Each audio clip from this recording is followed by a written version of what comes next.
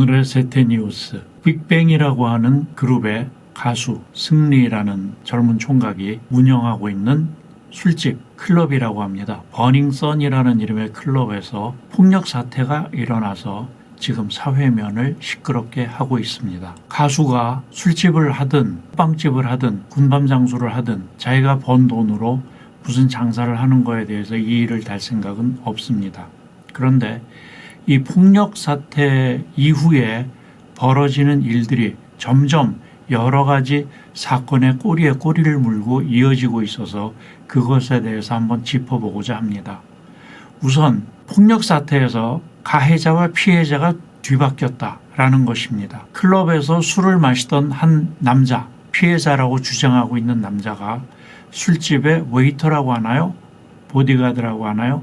그런 사람들에게 폭력을 당해서 나중에 전치 몇 주의 중상을 입고 이랬다고 하는데, 끌려가서는 경찰서에까지 끌려가서 경찰들에게 또 폭행을 당했다고 그런 얘기를 하고 있습니다. 이것은 이제 그 피해자의 일방적인 주장이긴 한데요. 점점 드러나는 무슨 CCTV라든가 이런 증거들을 보면 그 주장에 일리가 있어 보입니다. 그래서 지금 여론도 그 피해자라고 주장하는 사람들 편으로 기울고 있는 듯합니다. 이 CCTV 같은 것을 보면 이 피해자는 일방적으로 매를 맞고 있었던 것 같은데, 경찰들의 주장에 의하면 그 사람이 가해자라는 겁니다. 그리고 경찰들이 그 나이트클럽에 신고를 받고 갔을 때 안에 들어가서 조사를 해보거나 이러지도 않고 그냥 문 밖에서 그 클럽의 종업원들 말만 믿고 이 사람을 연행해 갔다고 합니다. 신고는 피해자가 했는데 때린 사람이 아니고 맞은 사람을 끌고 갔다는 것이죠. 경찰들의 태도에 문제가 있음에도 분명한데 경찰들은 변명으로 일관하고 있습니다. 이 사건에 대해서 몇 가지 문제점이 드러나고 있는데요. 우선 연예인을 우리가 공인이라고 부릅니다. 왜 연예인을 공인이라고 부르는지 저는 이해를 못하겠습니다만 아무튼 연예인은 공인이랍니다. 그 공인이 자기가 번 돈을 떳떳하게, 글쎄 술집을 하는 것도 떳떳하게 쓰는 건지 모르겠습니다만 아무튼 공인이 나이트클럽을 운영을 한다. 이것도 일단 문제이긴 합니다. 제 생각으로는 적어도 공인이라면 좀 더 밝은 쪽, 좀 더 사회에 이렇게 봉사를 하거나 자기가 번 돈을 유익한 곳에 사용을 해야 될 텐데 나이트클럽을 만들었다고 나이트클럽에 투자를 했다고 합니다. 그래서 아주 열심히 그 나이트클럽을 홍보를 했다고 그러는데요.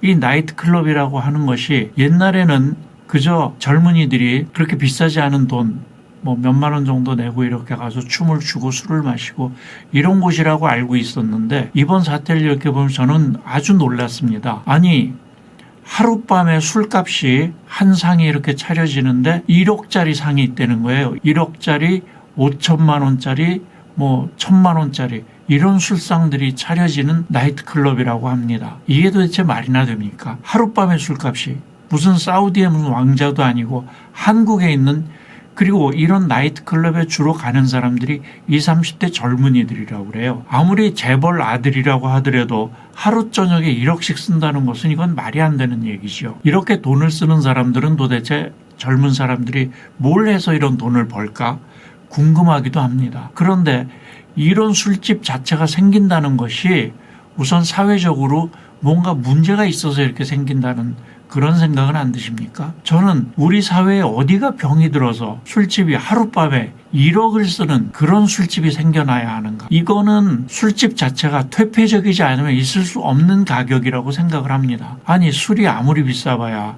몇십만 원이지. 거기에다 안주가 아무리 비싸봐야 몇십만 원이지. 그런데 이것을 1억까지 받는다는 것은 거기에 분명히 무언가 술값과 안주값 이외에 무엇인가가 더 덧붙여져서 이루어진 가격이라고 생각을 하는데, 그 무엇이라는 것이 여러 가지 퇴폐적인 서비스들을 제공하는 값이 아닌가 그런 생각이 듭니다. 그래서 이 버닝썬이라고 하는 술집의 문제점, 초고가의 술집, 초고가의 나이트클럽이다. 이런 초고가의 나이트클럽이 생기게 된 데는 무엇인가 비정상적인 사회 구조의 결과물이다.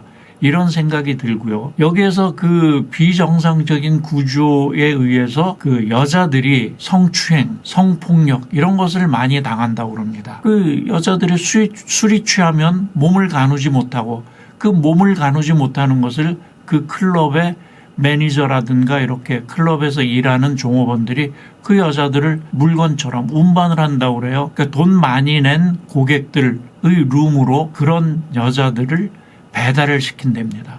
그래서 그 여자들은 그런 남자들의 놀이객감이 되는 것이죠. 근데 저는 또 궁금한 게 여자들이 자발적으로 그런 클럽에 왔을 거 아니에요?